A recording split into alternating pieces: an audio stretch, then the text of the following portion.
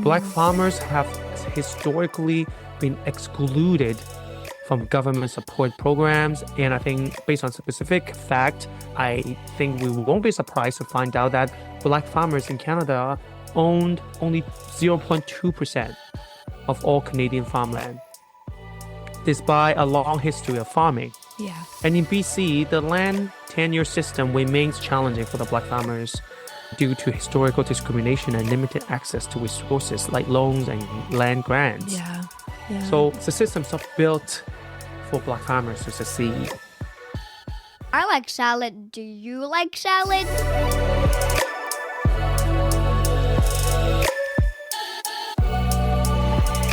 Welcome to Canadian Salad. A fun, factual, and friendly podcast about culture and integration in Canada.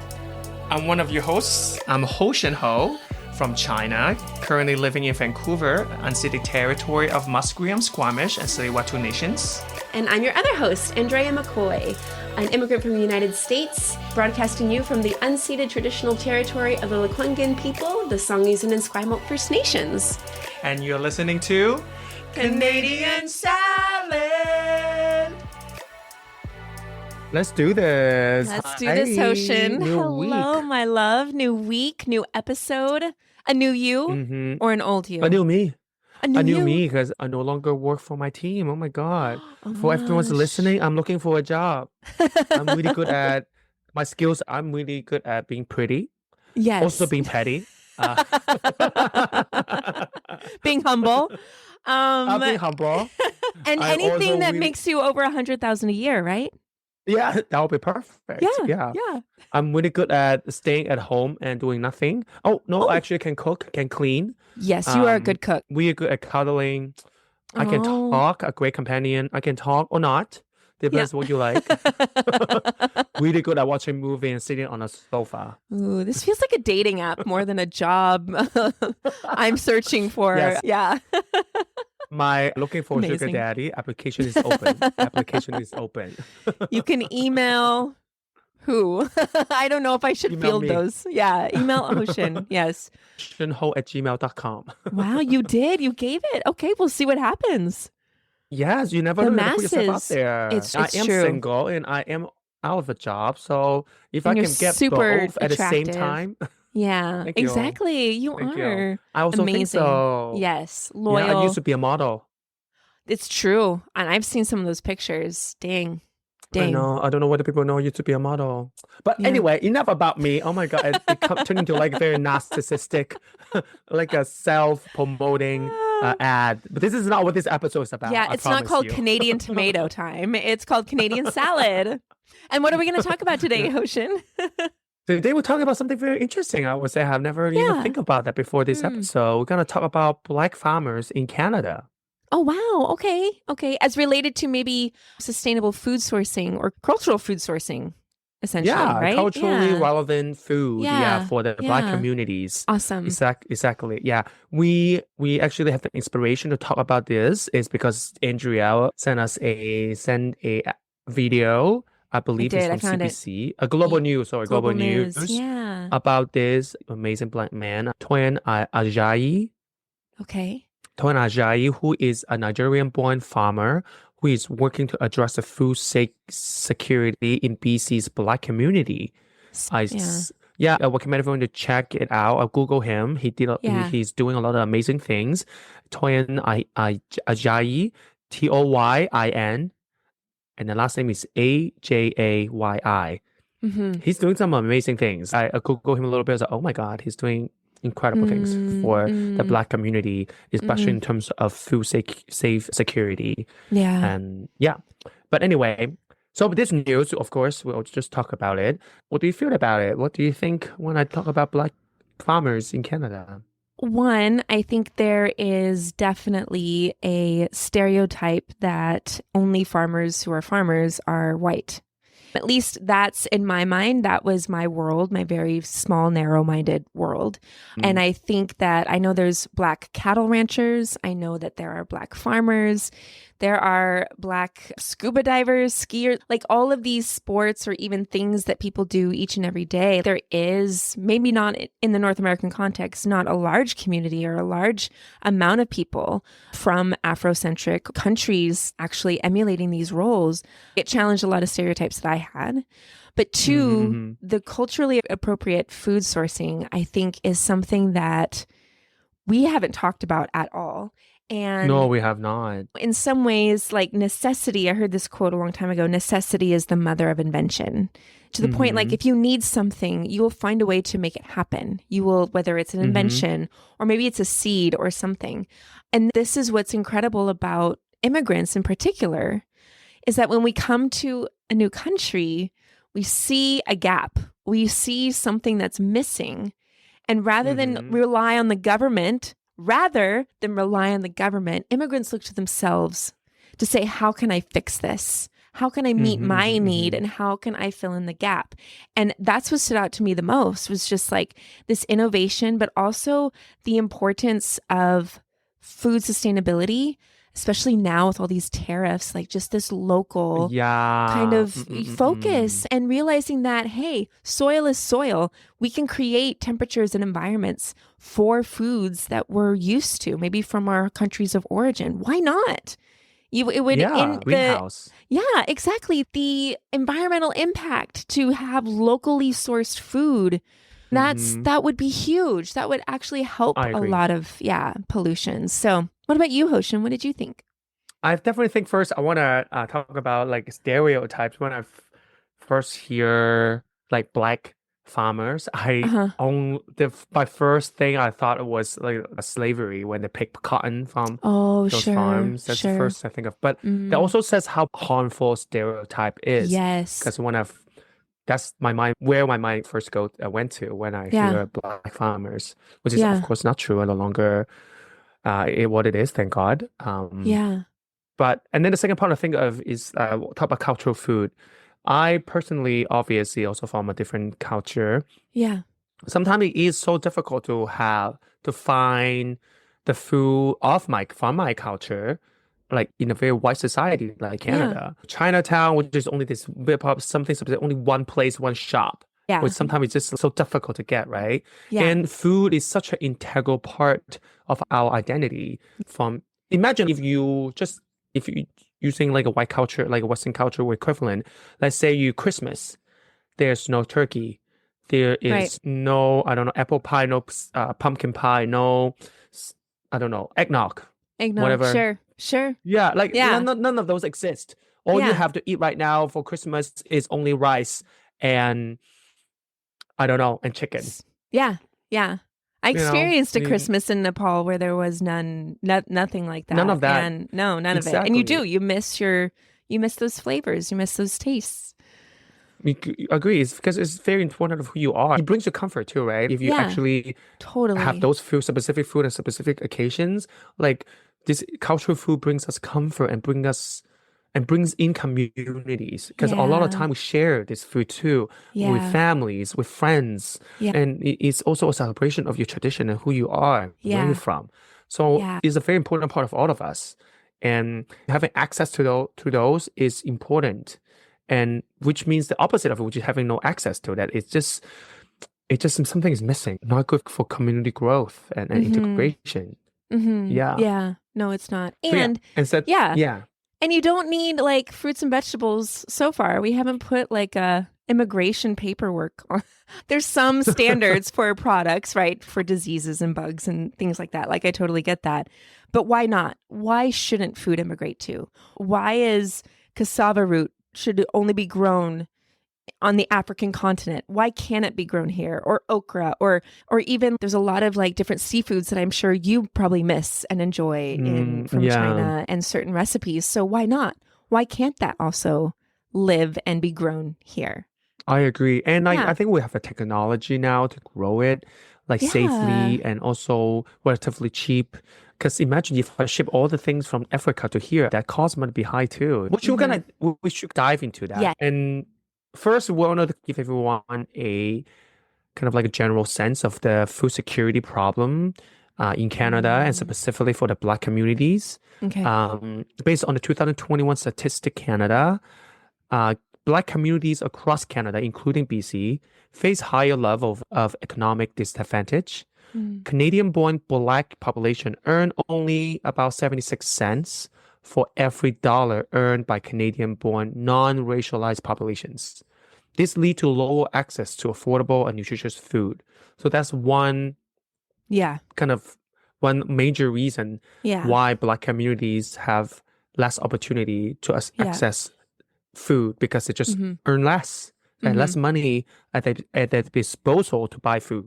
Yeah. Of course, this is a bigger issue of systemic racism, obviously, but that also affects their ability to get paid equally, that directly also affect their ability to buy food. And this is, of course, it's also like a national problem. According to the 2022 Proof Food Insecurity Report, 1 in 6 households in Canada experience food insecurity. But this is disproportionately affecting racialized communities. Wow. In BC, 29% of Black households experience food insecurity, significantly higher than the national average for non-racialized communities, which is about 12 to 13%. So the Black communities is double the national average experience food insecurity. Wow, that's a shame. Again, we're just generally getting food. Like, I'm not talking about cultural food. I'm talking about just normal food to feed their stomach. Yeah. They're facing that. So that is a baseline already really low. Good to point out. Yeah. Yeah. And in Vancouver, specific in Vancouver context, is even worse because Vancouver is one of Canada's most expensive cities. I think we cannot deny that. The cost of living and high housing price contribute to food insecurity as well. A report by UBC's Food Security Project, published in 2020, found that 35%, again, then in the national report is 29% of Black household. Okay. But in this Vancouver specific context, it's 35. 35% of Vancouver residents report some level of food insecurity, which lower income household being disproportionately affected. So we are, again, the baseline for us is low. We're not talking about cultural food. We're not talking about specific food that it's difficult to access. We're talking about just food getting normal food food in general. So we have that as the baseline there to remember.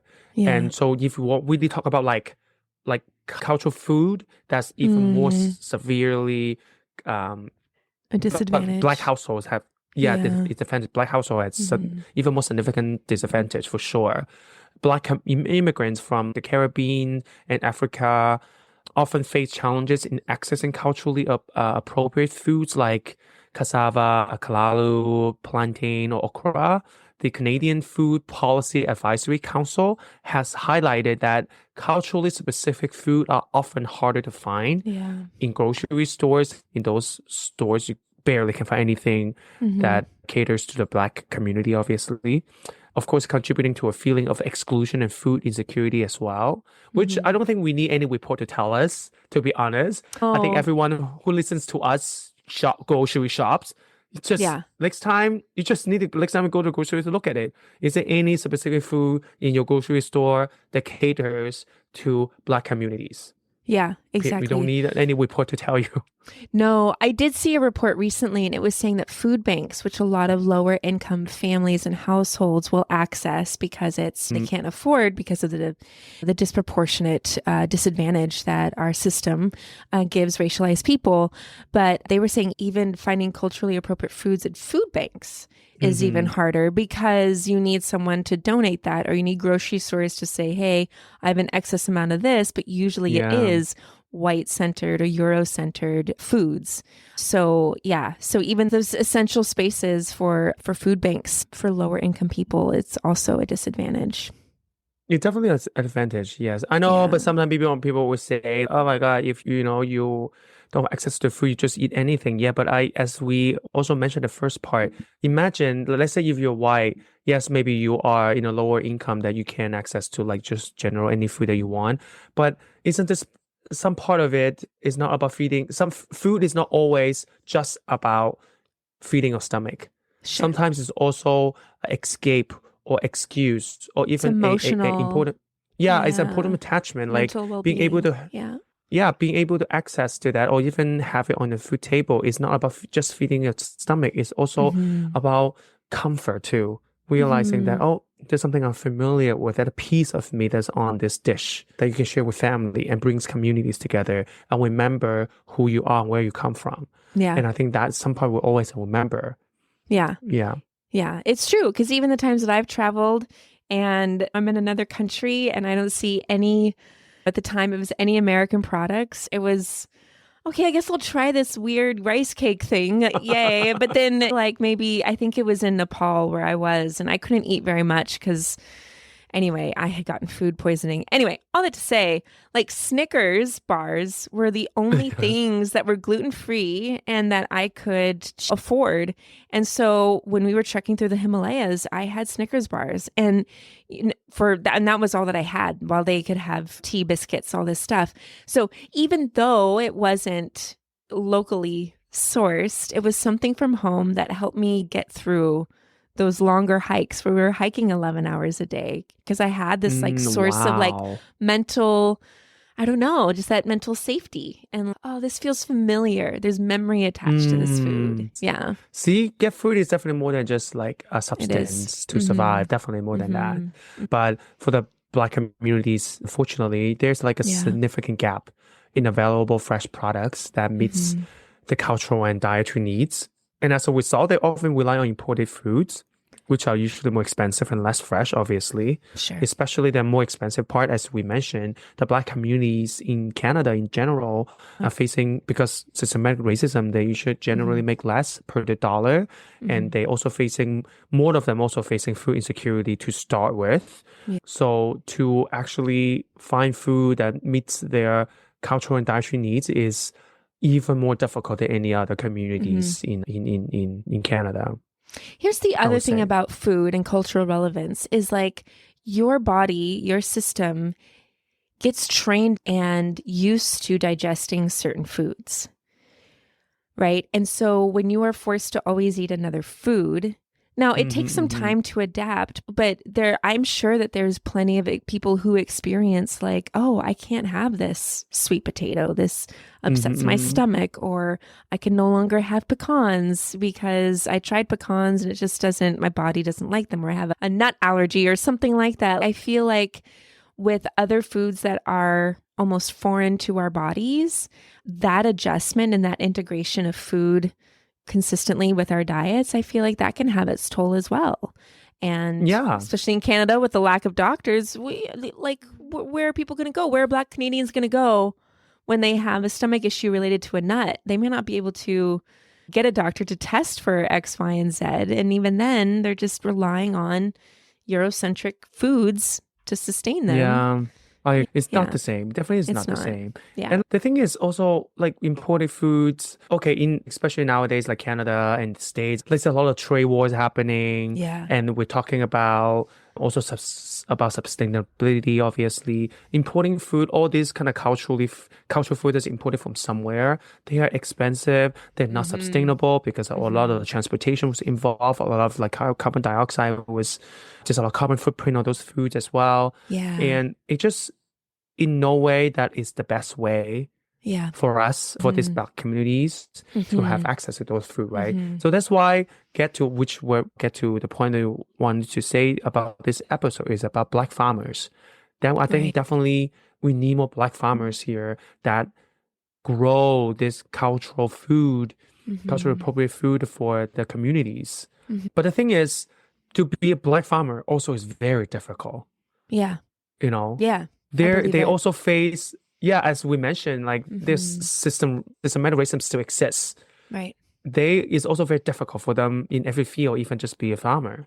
The 2019 Canadian Human Rights Commission report on systematic racism in agriculture found that racialized farmers, including Black farmers, face significant barriers in accessing land, financing, and other resources in the agricultural industry. Black farmers have historically been excluded from government support programs and land distribution, contributing to the underrepresentation of Black farmers in BC and across Canada. Yeah. And I think based on specific fact, I think we won't be surprised to find out that Black farmers in Canada owned only 0.2% of all Canadian farmland, despite a long history of farming. Yeah. And in BC, the land tenure system remains challenging for the Black farmers due to historical discrimination and limited access to resources like loans and land grants. Yeah. Yeah. So the system's not built for Black farmers to succeed. Right. And also, Right. which also contribute to a serious problem about having less cultural food available, like affordable cultural food available for a Black community to access to. Also, there's also the food insecurity part also comes in. Right. And then a lot of cultural dissociation and feeling exclusion, all of that also is a serious problem. Yeah. Yeah. Oh, it's just, when you hear the stats, it just reminds you of how stupid. It's so stupid. It's just terrible. The system that we've created and the ways in which we're still here with Black Canadians getting 76 cents to the dollar. When they only own 0.2, not even 1%. Not even 1%. And it's not that they haven't lived here since the very beginning, or at least when colonizers came and they imported slavery and sold people property, that people have been here a long time, and yet we're still at 0.2%. It's like, why? Why can't we do better?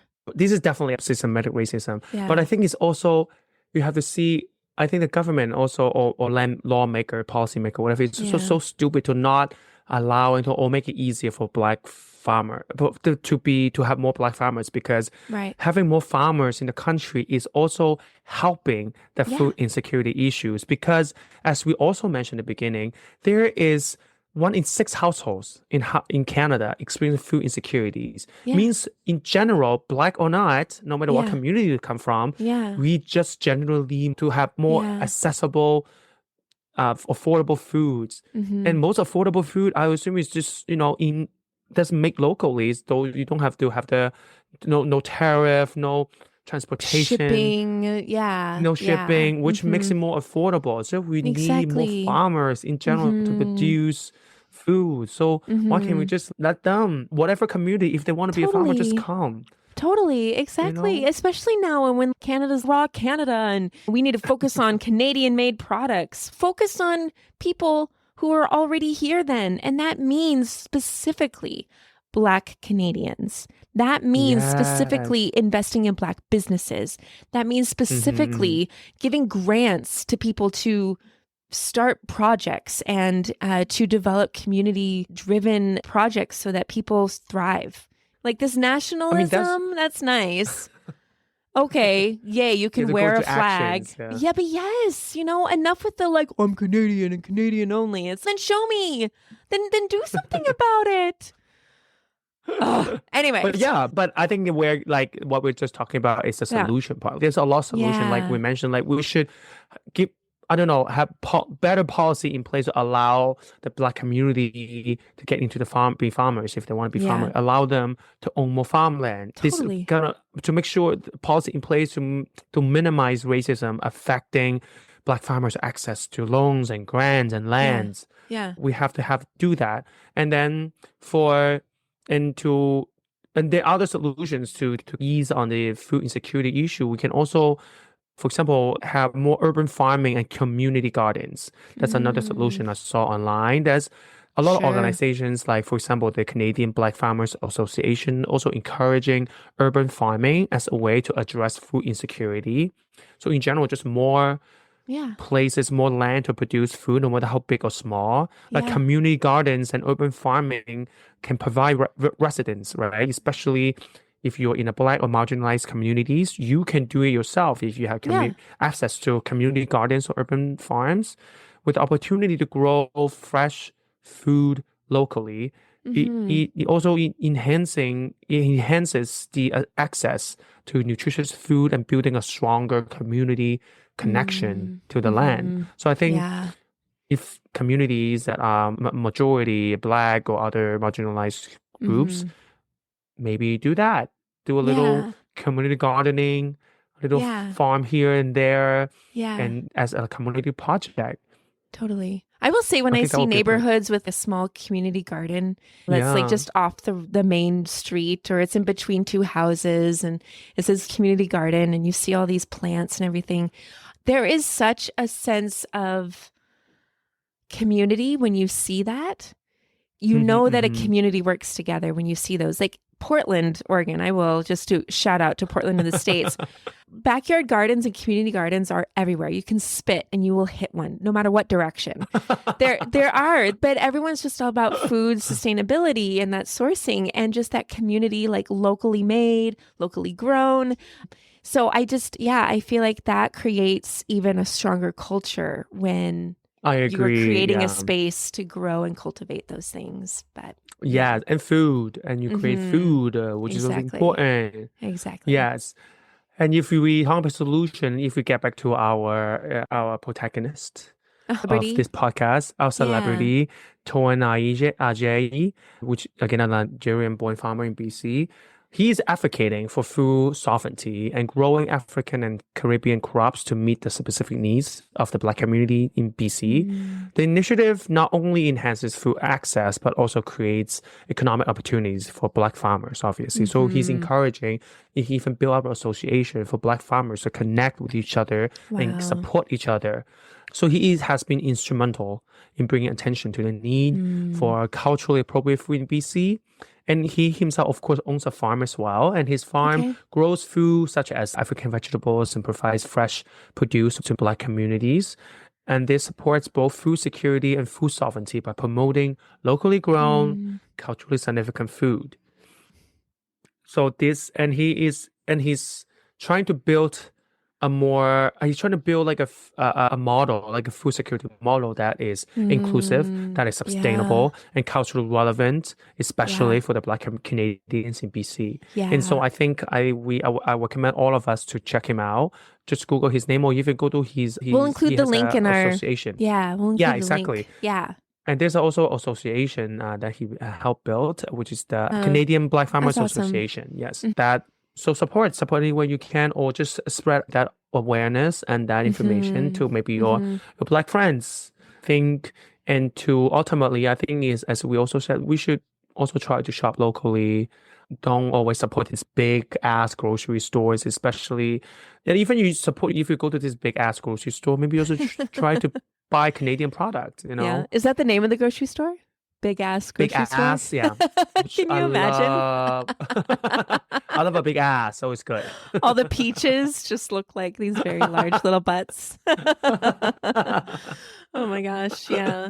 No, but it's true. It's true. That local, I think even now, a lot of grocery stores are being very specific about where it's grown. BC grown, Canadian grown, or things like that. Ultimately, this also is a fight against racism too, right? It is, for sure.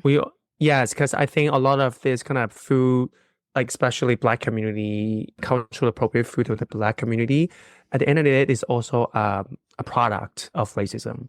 So Right, it the is. fight is still, it never ends. All of us still have to fight every day. Sometimes it's just really for our fight, it's just to make it easier for someone who have plantain on their food table. Yeah. Sometimes it just can't be that easy. So they have one more store to sell plantain. So this Black family can have some culturally appropriate food for them. Yeah. And why not? Why not? And exactly, why not? Plantain is delicious. Like I can hear all the arguments like, then they should have never immigrated here. That's not, like, one, stop being a jerk.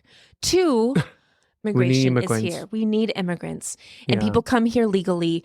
And if you want to sustain people because y'all are against immigrants living as homeless, you're unhoused. I get it. I'm against that too. Everyone should have a home.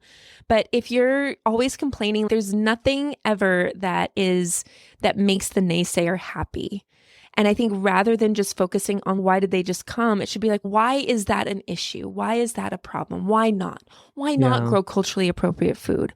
Why not explore ways that we can like engage with different fruits and vegetables? Yes, they can be very regional specific. We could build a banana farm, I think, with like lights and things. I'm sure the technology is there. Technology. But at the end of the day, like, why not? Why not? Why not? Yeah, exactly. Especially about food, we all enjoy, I don't know, French do. food, Italian food. We enjoy other food. We enjoy Chinese, Japanese. They're Yeah. all immigrant foods. Yes. You all enjoy it. That is Yeah. just another type of immigrant food. Yeah. And maybe you never try, so you don't know the amazing taste that Yeah. it offers. Yes. When we get it, when there's more accessibility to it, you might be able to access to those food, and then maybe it becomes your new favorite cuisine. Yeah. I I love agree. this story. I think when I saw it, I think one, it took away a lot of stereotypes, but two, I was not surprised at the same time. It's of course someone is doing this. Of course they are. Because immigrants are amazing. They are amazing, and they're innovative, and they're creative, and they see a problem and they're like, hey, I'll be a part of the solution. And this is the immigrant spirit. Hands down. This is what we all come to Canada with. Yeah, that's to be immigrant itself, it requires a lot of tenacity in all of us, obviously, because we uproot from somewhere we're familiar of to be somewhere that we completely no idea of. And that says something about immigrants. And that's why we're always inventors, innovators, creators. Yeah. That's why, and we're always leaders because we have that in us. And and the world keep moving forward because of immigrants. It does. It does. It really does. So keep it going. Yes, keep it going, Toyin, Ajayi, and check out the story. I think that Black communities, Afro-Caribbean communities, they don't get a lot of attention because of that systemic racism. But I think I agree. we can do better. And so that's why this episode is here, because we want to do better. Exactly. We want to highlight more of this happening, right? Exactly. Who cares what they say? Just to quote a very famous poet, haters gonna hate, hate, hate, hate. Wait, I know this poet. It starts with, is it Ernest Hemingway? Is it Edgar Allan Poe? No, wait. Angelo. Yeah. Taylor. Taylor. That's right. Oh, Taylor. The famous poet. Yes. Yeah, the famous poet. Now we are... Canadian Salad Pop Quiz. Canadian Salad Pop Quiz. Yes. If you are new with us, thank you, one, for listening to this amazing episode. Two, we end every episode with a Canadian Salad Pop Quiz related to a question that neither of us know the question or answer to, related to this topic. Potion, we'll see if who gets it right. Usually it's 50-50. Yes. I feel like we're on a good streak this year. I feel like you and I have gotten a lot of answers right. No, you have been getting a lot of the I right don't know. answer. I I feel have like not track of it. I keep You Asian. I'm do? good at math. Oh. Yes, do you want to go? Yeah, my question is, what percentage of fruits eaten in Canada are imported?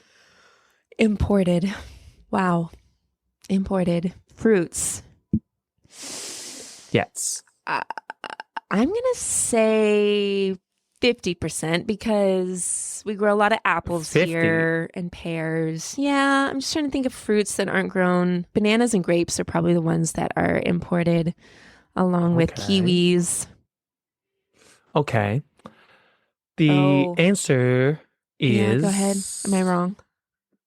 75%. So you're close, I guess. 75%? Wow. 7% fruit eaten in Canada imported. Wow. Report Yeah. by Go UBC, yes.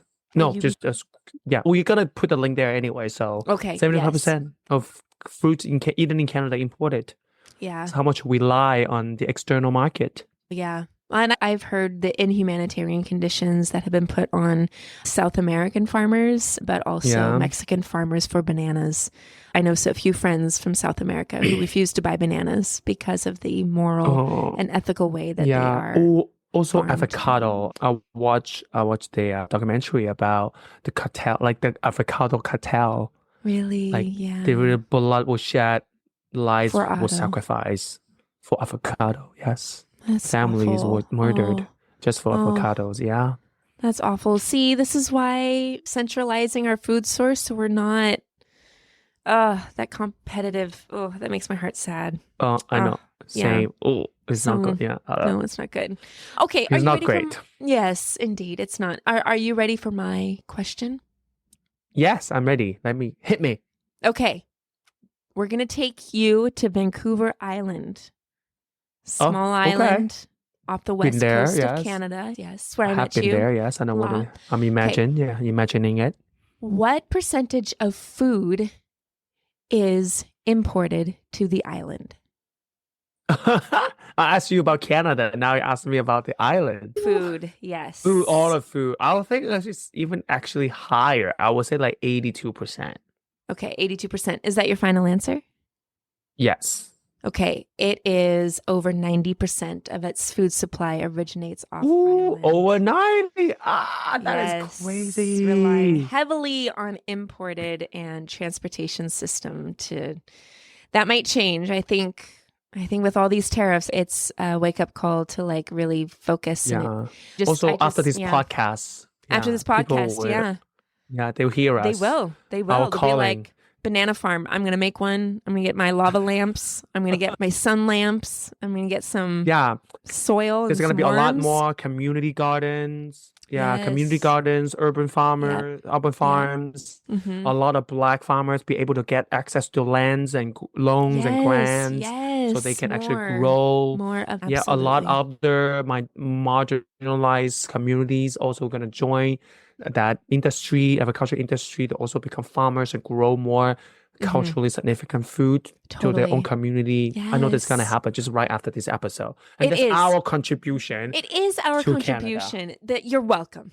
You're welcome. Oh, you're welcome, Canada. everyone. Yes, you're welcome. You're welcome. Please send checks to hello@canadiansalad.ca.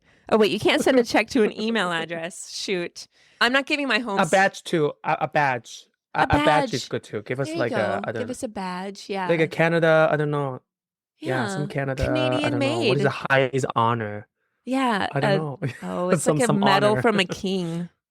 From the king. Oh, ew. King Charles? Yeah, I know. I'd rather different Can I have honor. the queens? I prefer the queen. You want the queen? I know. Oh, I'll take the court jester. Queen. I'll take a court jester. I feel that's an honorable position because they're not out there committing genocide. So they're just making jokes in the kingdom. That actually is better. It's way better. Bring life and laughter to people. Anyway, thanks for joining us. I know we're going off the rails, but thanks for joining us. Follow us on TikTok, Instagram, and Blue Sky, and subscribe. Share us with your family and friends. We are a very small operation, but with very big hearts, and we want to spread our message of love, inclusion, cultural championing, and education. And yeah, please reach out to us. Thank you so much. All right. Bye. Canadian Salad is written and produced in British Columbia, Canada by Hoshin Ho and Andrea McCoy. Theme music is by Naver Avatyan from Pixabay.